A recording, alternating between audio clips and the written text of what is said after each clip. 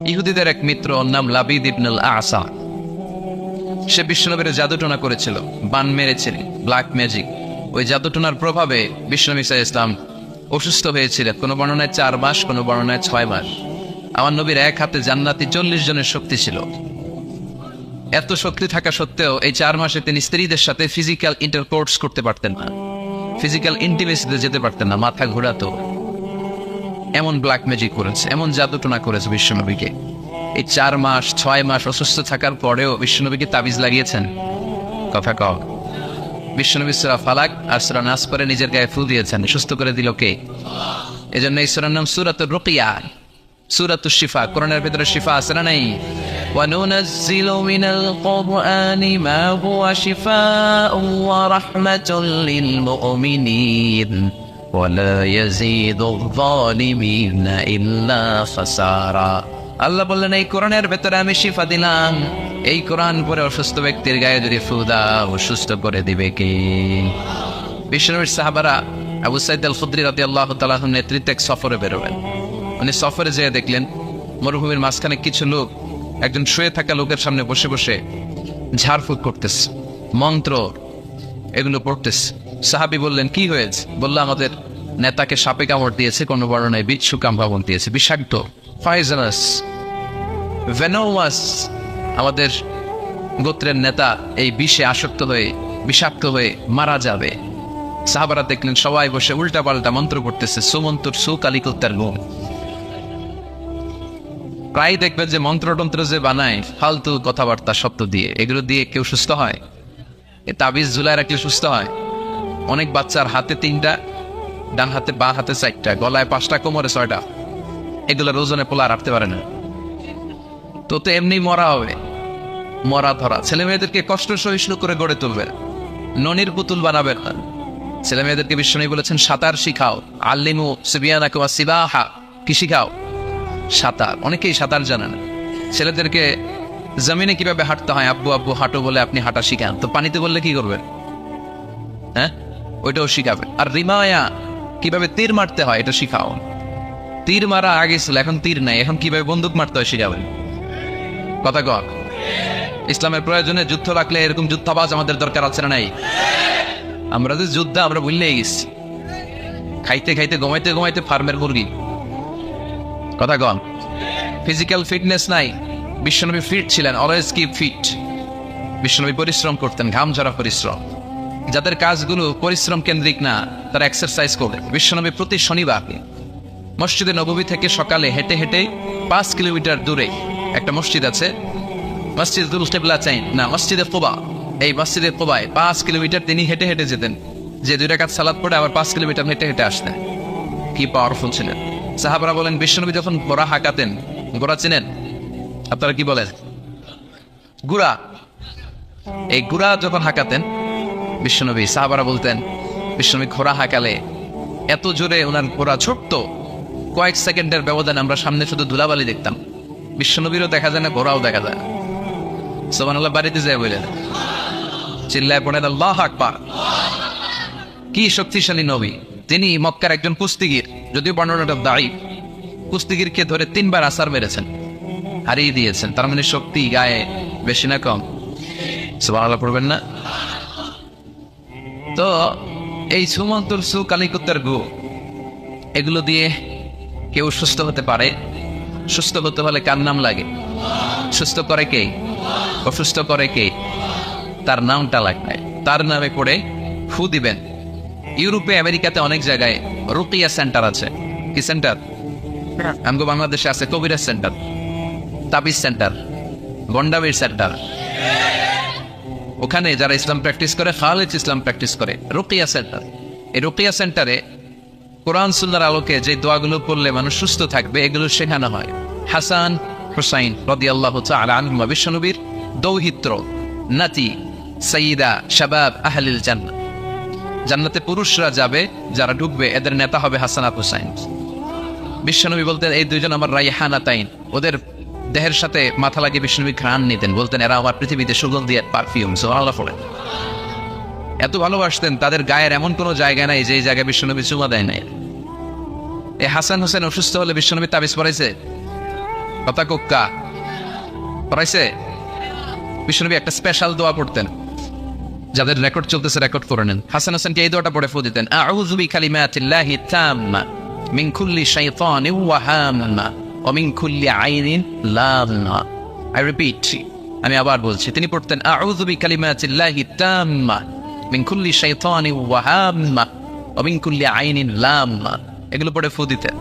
এই রুকিয়া সেন্টারগুলোতে গেলে এগুলো পাওয়া যায়। এজন্য বাংলাদেশে কবিরাজ সেন্টার বাদ দেন, এই ভণ্ডামির সেন্টার বাদ দিয়ে আপনারা ঝাড়ফুঁক করবেন। ঝাড়ফুঁকে বরকত আছে না নেই?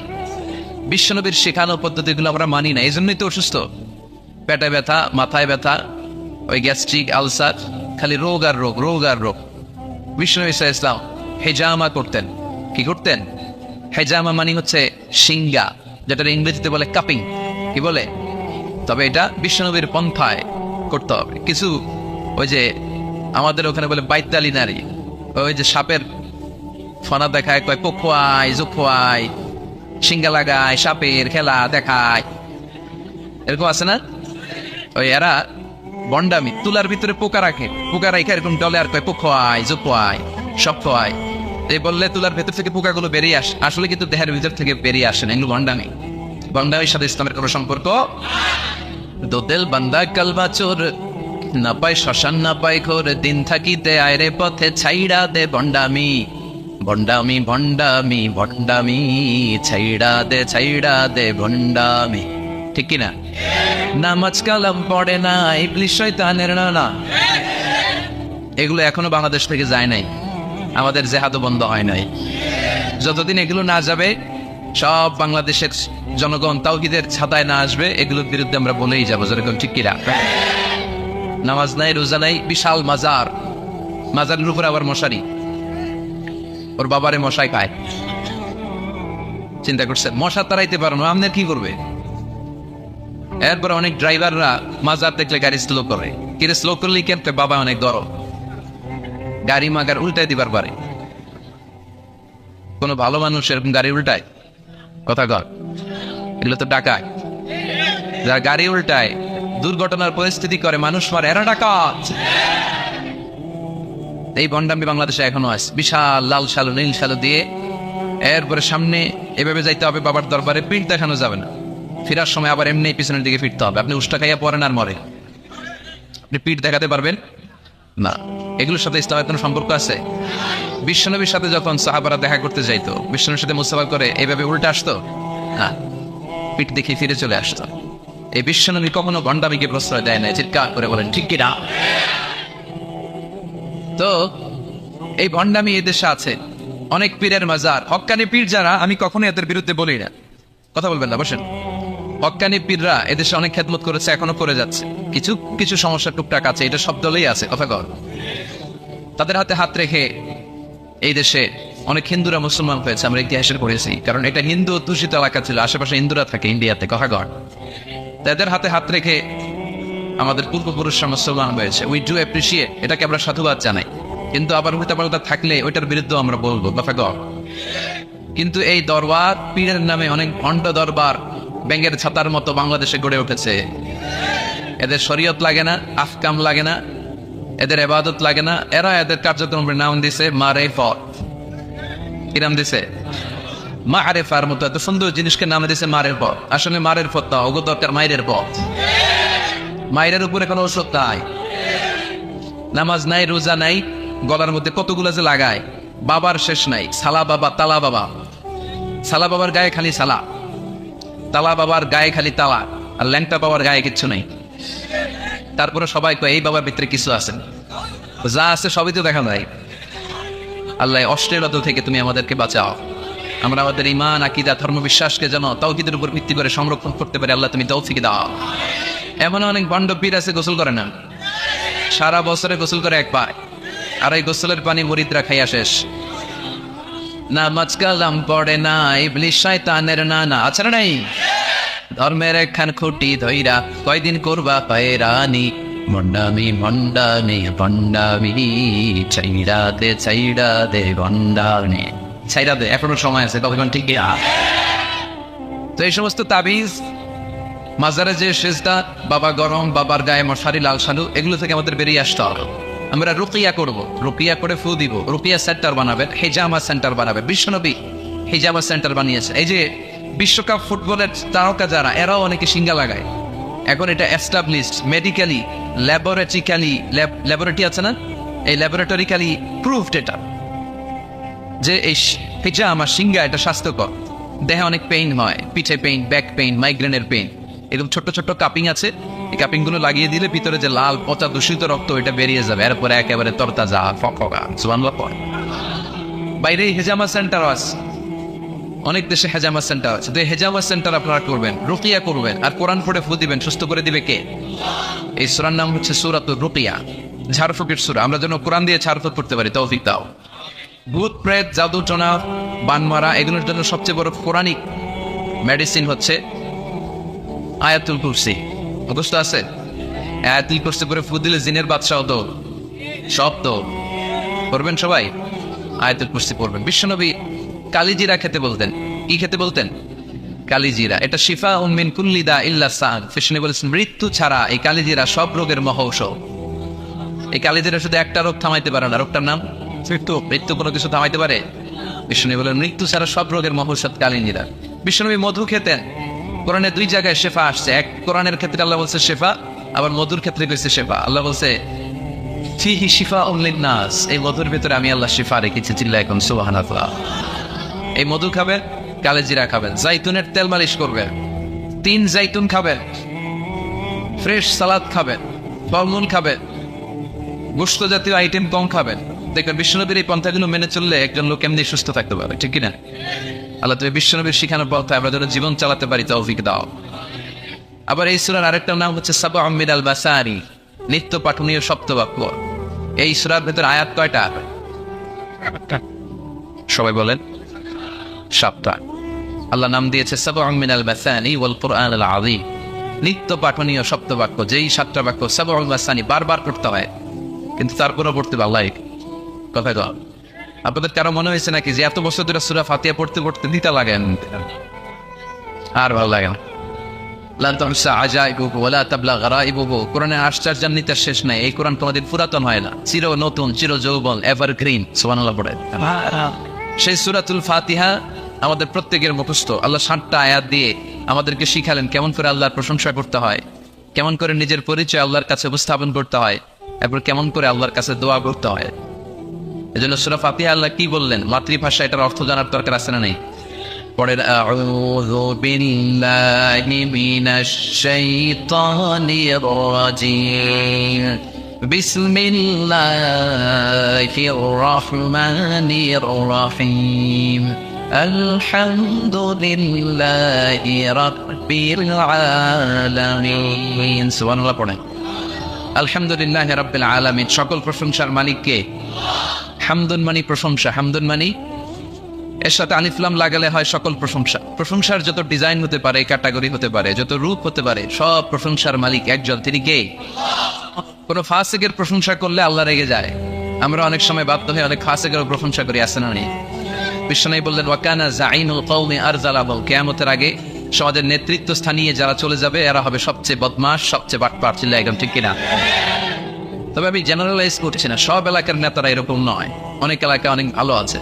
তো যারা ইসলামের পক্ষে না, যাদের মধ্যে ইসলাম নাই, যারা ডাকাত, সন্ত্রাস, চাঁদাবাজ, দুর্নীতিবাজ, এদের প্রশংসা যদি করা হয় আল্লাহ বলে আল্লাহর আরশ কেঁপে যায়। এদের মধ্যে হাল ফাসিক গাদিবাররা ওয়াফতাসালাহুল আরশ, যখন ফাসিকের প্রশংসা করা হয় আল্লাহ রেগে যায় আর আল্লাহ আরশটা থাপা করে কাঁপে। কারণ ফাসিকের জন্য প্রশংসা নয়, প্রশংসা হয় সুন্দরের জন্য। সবচেয়ে সুন্দর কে?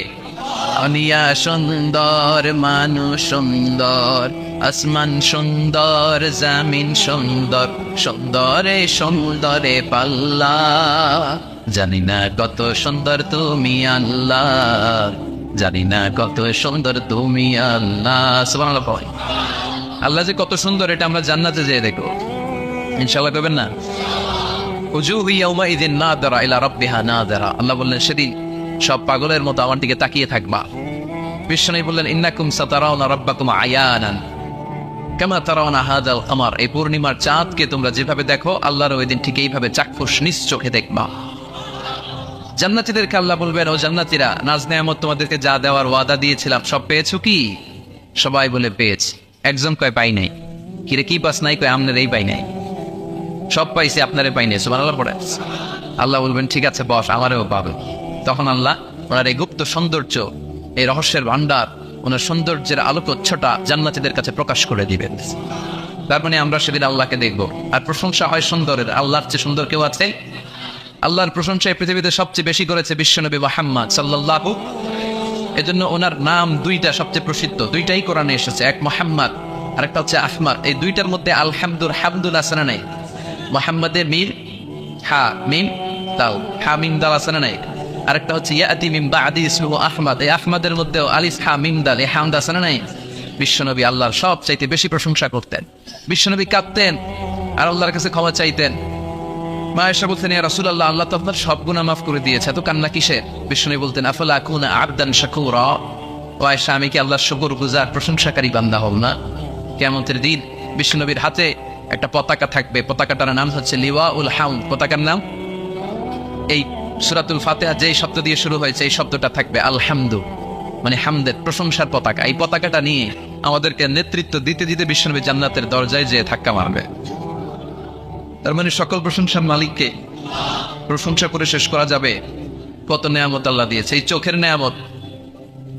Human eyes can identify more than 10 million colours. বিজ্ঞানীরা বলে আমাদের চোখ 10 মিলিয়নেরও বেশি ধরনের রং শনাক্ত করতে পারে। দেখেন, এই আমার আইপ্যাড এক কালার, আমার জুব্বা এক কালার, এইটা আরেকটু ডিপ, মিডল, মাইল্ড, এরপরে লাইট। এক কালারের মধ্যে, এক হলুদের মধ্যে কয়েক হাজার।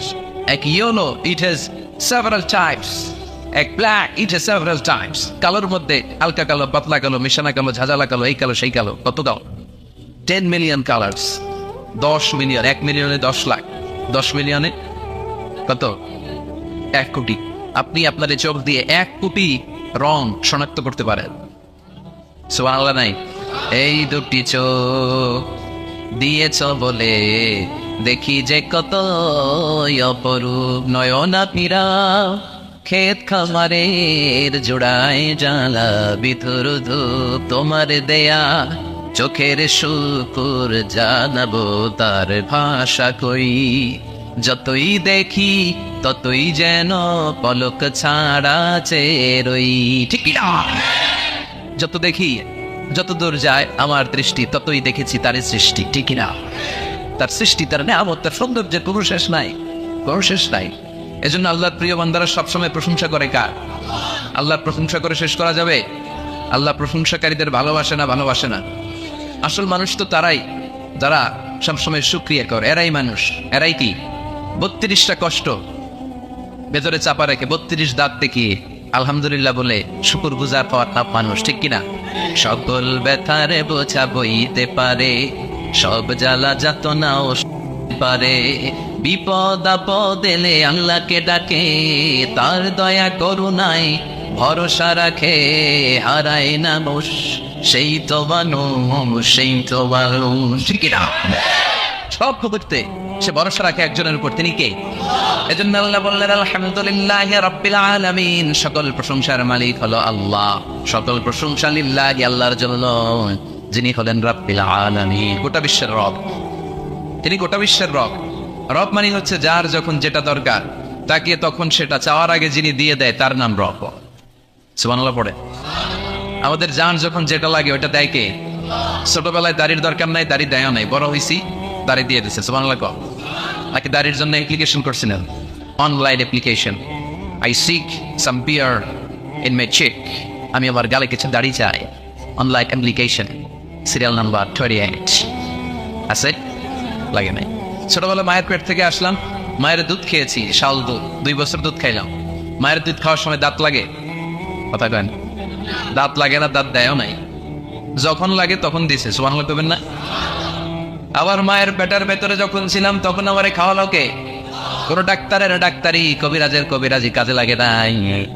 আমার নবীর সাথে আমার মায়ের জরায়ুর একটা লাইন দিয়ে 8 মাস 9 মাস আমার অক্সিজেন বাতাস খাবার সরবরাহ করলো কে? এজন্য আল্লাহ বললেন আলহামদুলিল্লাহি রাব্বিল আলামিন। সকল প্রশংসার মালিক আমাদের আল্লাহ, যিনি হলেন রব। যিনি কি? আল্লাহ মনে রব দমে দমে তনু মনে তারি অনুভব আল্লাহ মনে রব তোমার দুনিয়াতে আমি যেদিকে তাকাই অথই নেয়ামাতে ডুবে আছি সবাই পাক পাখালির গানে শুনি তসবি কলর আল্লাহ আমার রব যার যখন যেটা লাগে চাওয়ার আগে যিনি দেয় তার নাম রব। এজন্য আল্লাহ বললেন আমি হলাম রব রব্বিল আলামিন, জগৎ সমূহের পালন কর্তা। নাকি একটা জগতের?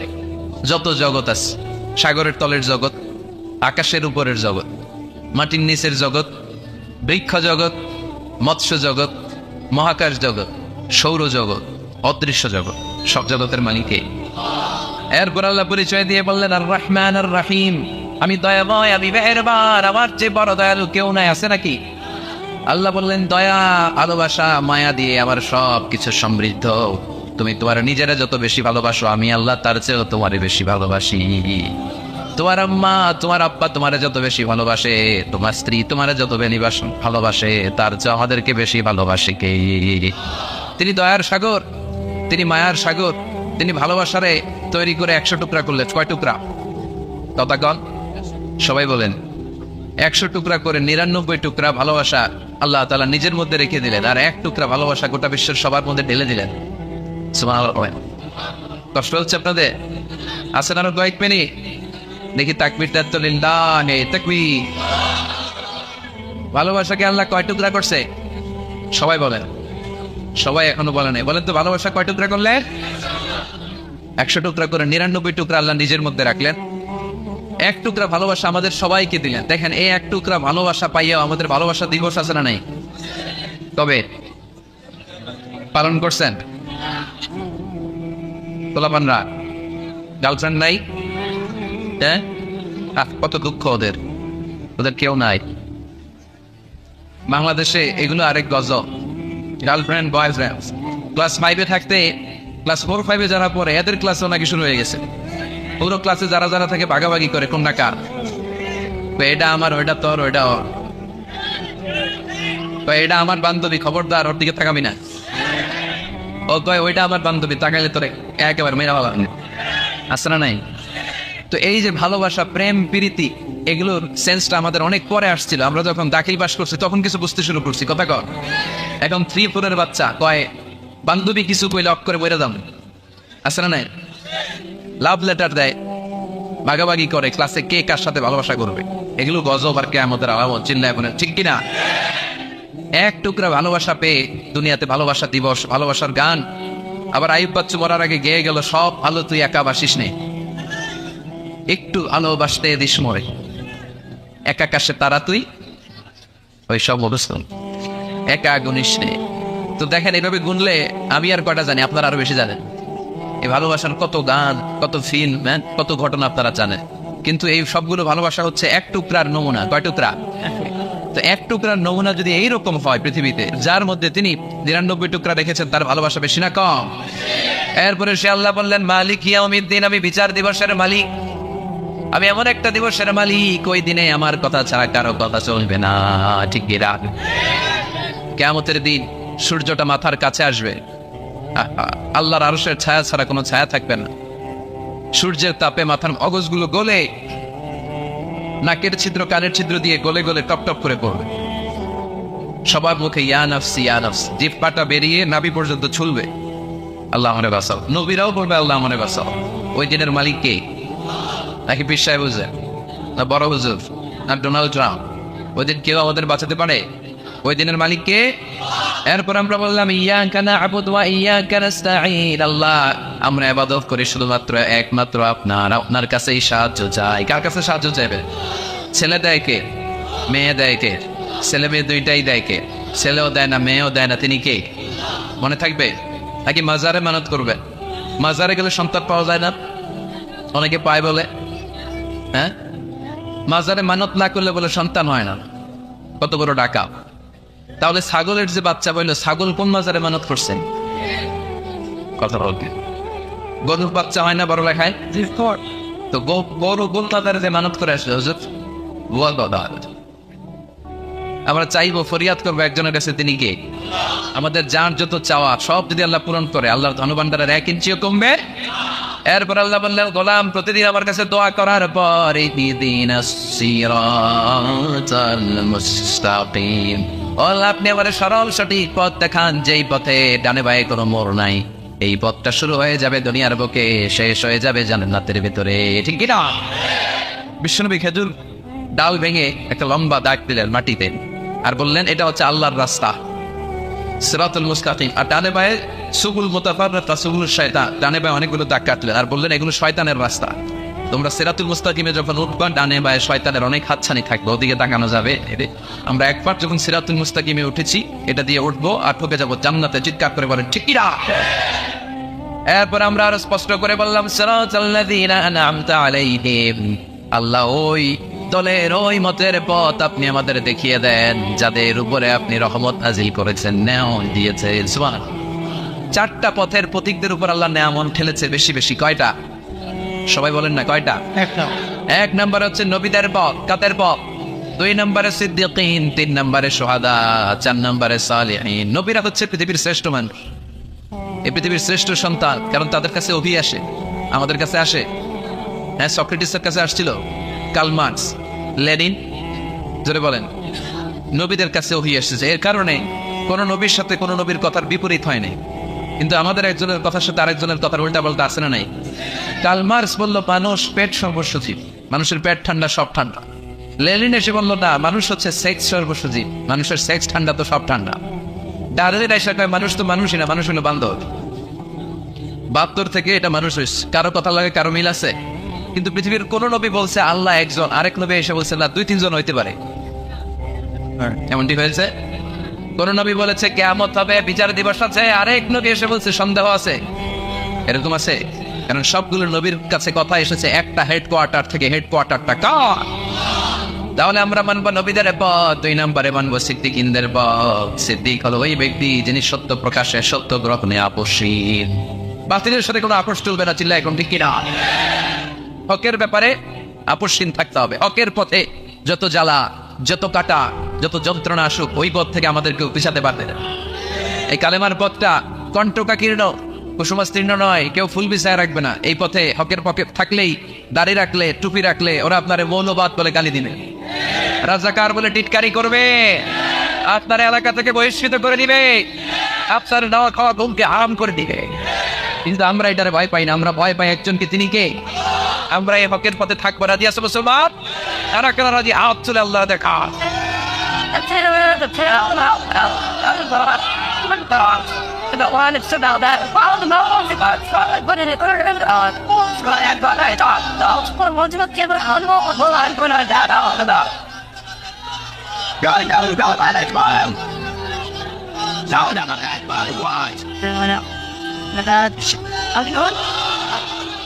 আল্লাহ ইসলামের প্রতি আমাদের ভালোবাসাকে তুমি কবুল করো, আমরা যেন হকের পক্ষে থাকতে পারি, আমরা যেন আমৃত্যু পর্যন্ত এই হকের ব্যাপারে বাতিলের সাথে কোনো আপোষ না করি, তুমি তৌফিক দাও।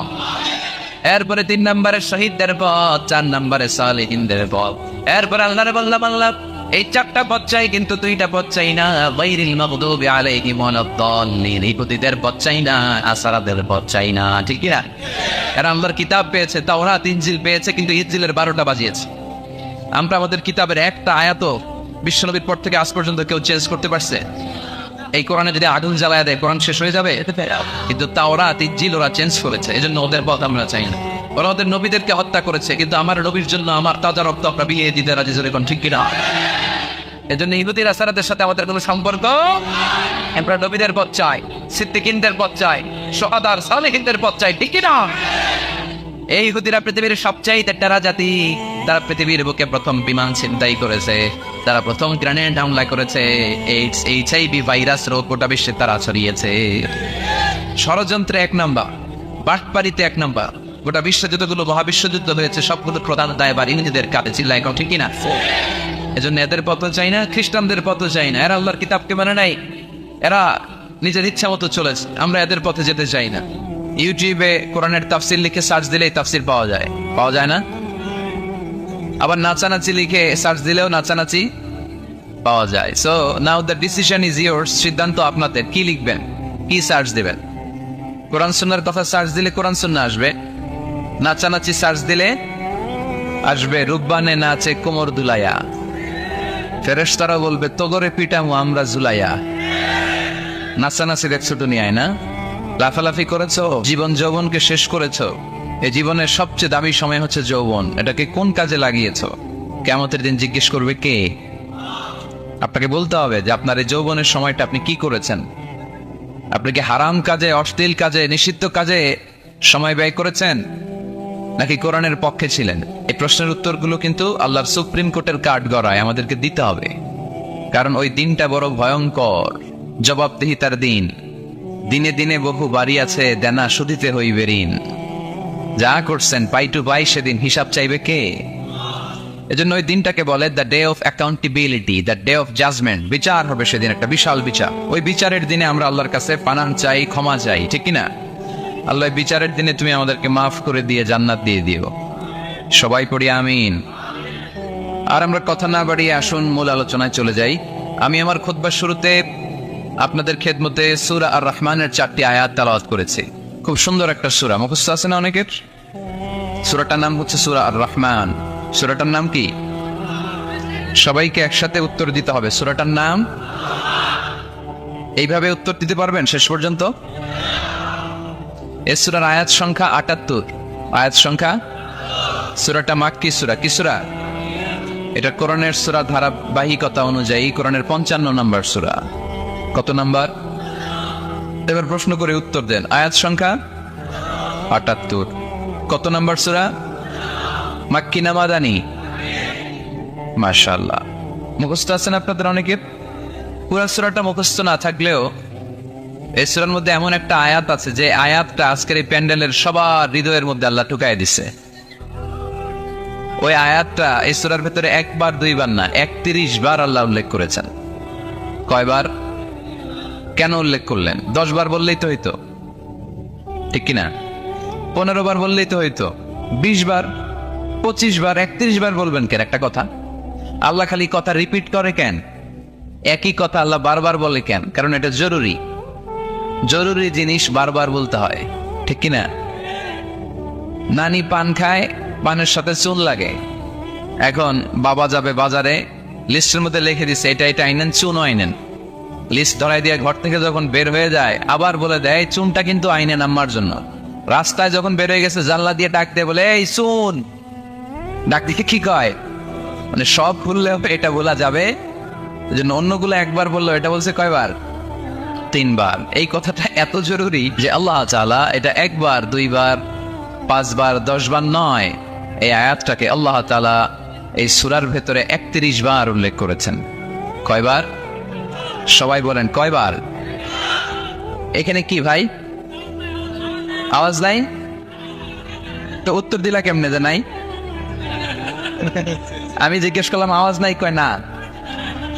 এবার হয়েছে? ঠিক আছে। জাতে মাতাল তালে মাশাআল্লাহ, তোমাদেরকে ভালোবাসি আমি। ডানে বায়ে যারা আছো সবাইকে ভালোবাসি। I love you all, love you all. মাশাআল্লাহ, তাবারাকাল্লাহ। এই যে কোরআনের গণজোয়ার, এটা দেখলে হৃদয়টা ঠান্ডা হয়ে যায় না?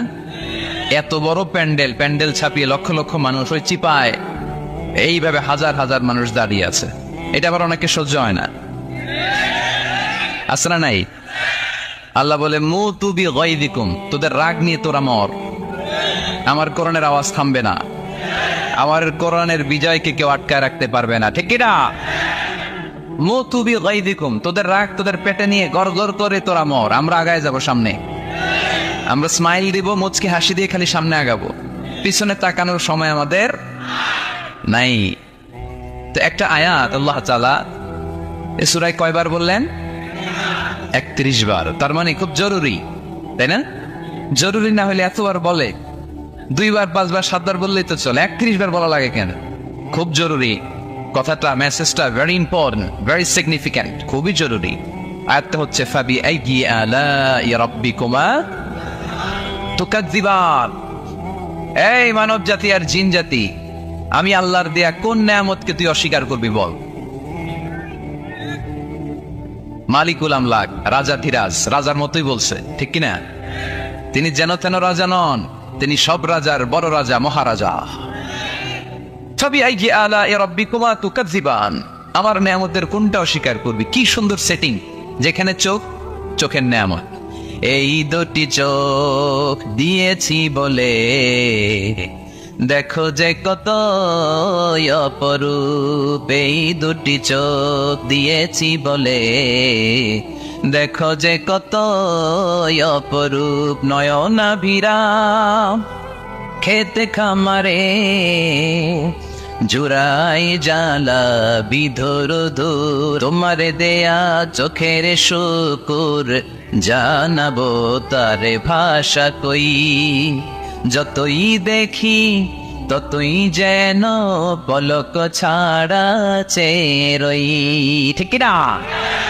যত দেখি পলক ছাড়া চেয়ে রই। এত সুন্দর সেটিং, কি নেয়ামত! চোখের জায়গায় চোখ, কানের জায়গায় কান, নাকের জায়গায় নাক, মুখের জায়গায় মুখ, হাতের জায়গায় হাত, পায়ের জায়গায় পা, মাথার জায়গায় মাথা। কি সুন্দর সেটিং! সুবহানাল্লাহ পড়েন। কান যদি এইখানে না হয়, দেখেন আল্লাহর সেটিংটা কত সুন্দর। ময়মনসিং এর ভাইরা, এই কান যদি আল্লাহ, ডান কান যদি আল্লাহ ডান বগলের নিচে দিত, আর এই বাঁ কানটা যদি আল্লাহ তাআলা এই বাম বগলের নিচে দিত, আজকে ওয়াজ শুনতে হইলে আপনাদের এইভাবে বসা লাগতো, ঠিক কিনা?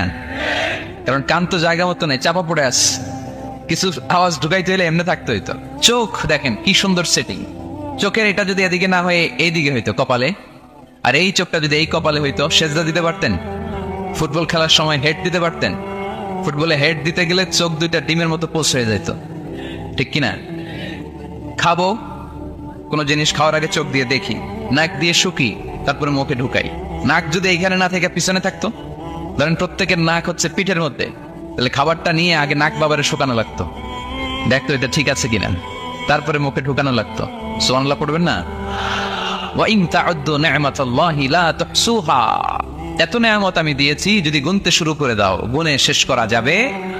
এজন্য আল্লাহ বলেন, ফাবিআইয়ি আলাই রাব্বিকুমা তুকাযযিবান, which of my mercy, blessings and bounties you wanna deny? আমার কোন নেয়ামতকে অস্বীকার করবা? এই সূরাটাকে বিষ্ণু ইসলাম বড় পছন্দ করতেন। সাহাবাদেরকে একবার তেলাওয়াত করে শোনালেন, সাহাবারা চুপচাপ, ঠিক যেমন এখন আপনারা চুপচাপ। বিষ্ণু বললেন, আমি এই সূরাটা তোমাদের আগে জিনদেরকেও শুনিয়েছি। কাদেরকে? দুইটা কাইন্ড, ম্যানকাইন্ড, জিনকাইন্ড, মানব জাতি আর জিন জাতি। ওমা খালাকতুল জিন্না ওয়াল ইনসা ইল্লা লিয়াবুদুন, আমি মানুষ আর জিন জাতিকে সৃষ্টি করেছি অনলি ফর ওয়ার্শিপিং মি, আমার ইবাদতের জন্য। বিশ্বনবী সাহাবাদেরকে তেলাওয়াত করে শোনালেন, দেখলেন যে সাহাবারা চুপচাপ, কথা বলে না। আল্লাহর হাবিব বললেন, তোমাদের আগে জিনদেরকে যখন শুনিয়েছি তারা চুপচাপ ছিল না, তারা যতবার আমি ফাবিআইয়ি আলাই রাব্বিকুমা তুকাযযিবান পড়েছি, এই আয়াতের পরে তারা উত্তর দিয়েছে। কি উত্তর দিয়েছে? যেহেতু ফাবিআইয়ি আলাই রাব্বিকুমা তুকাযযিবান অর্থ হচ্ছে, এই মানব জাতি আর জিন জাতি, আমি আল্লাহর কোন নেয়ামতকে তুই অস্বীকার করবি? কোন নেয়ামতকে অস্বীকার করবি? যখনই এই আয়াতটা আমি পড়তাম, তায়েফের ময়দানে জিনেরা উত্তর দিত, লা বিশাইইন মিন নিআমিকা রাব্বানা নুকাযযিবু ফালাকাল হামদু, আল্লাহ তোমার কোন নেয়ামতকে আমরা অস্বীকার করতে পারবো না। আমরা পুরো জিনের গোষ্ঠী আজকে ঘোষণা দিলাম, আল্লাহ তোমার কোন নেয়ামতকে অস্বীকার করার কোন জো আমাদের নাই, কোন সুযোগ আমাদের নাই। সকল নেয়ামতের প্রশংসার মালিক তুমি। তিনি কে? We cannot deny any of your mercies and blessings and the bounties. All praises to you. আল্লাহ সব ক্ষমতার মালিক তুমি, সব প্রশংসার মালিক তুমি। একটা নেয়ামত অস্বীকার করার ক্ষমতা আমার নাই। এত ভালোবাসতেন বিষ্ণু ইসলাম সূরাটাকে। আবার বাইহাকির এক বর্ণনায় ইমাম বাইহাকি বলেন, আল্লাহর হাবিব সাল্লাল্লাহু আলাইহি ওয়াসাল্লাম ইরশাদ করেছেন, ইন্না লিকুল্লি শাইইন আরুস ওয়া আরুসুল কুরআনি সূরাতু আর-রাহমান। আলেম ওলামারা বলেন তো আরুস মানে কি? মাশাআল্লাহ, নববধূ। আরুস মানে নতুন বউ, আরুস মানে সবাই বলেন নতুন বউ, নববধূ। আল্লাহর হাবিব বললেন, লিকুল্লি শাইইন আরুস, সবার একটা করে নববধূ হয়। আর কোরআনের নববধূর নাম সূরা আর-রাহমান। ইন্না লিকুল্লি শাইইন আরুস ওয়া আরুসুল কুরআনি সূরাতু আর-রাহমান। দুনিয়ার প্রত্যেকের জন্য আল্লাহ একজন করে নববধূ দান করেছেন। আল্লাহর কোরআনেরও একটা নববধূ আছে, এই কোরআনের নববধূর নাম সূরা আর-রাহমান। কোরআনের নববধূ, কোরআনের নতুন বউ, কোরআনের নতুন বউ। কেন আল্লাহ এত সূরা থাকতে 114টা সূরা থাকতে আর রহমানকে কোরআনের নববধূ বললেন? এর কারণ নববধূ যেমনি বাসর রাতে হাতে পায়ে আলতা মেখে বেনারসি শাড়ি পরে জুয়েলারি অর্নামেন্টস করে পার্লারিং করে মেকআপ করে হাজবেন্ডের জন্য নিজেকে উজাড় করে সাজায়, ঠিক তেমনি আল্লাহ তাআলা এই দুনিয়াতে আমাদেরকে কি নেয়ামত দিয়েছেন আর আখিরাতে কি কি নেয়ামত দিবেন এই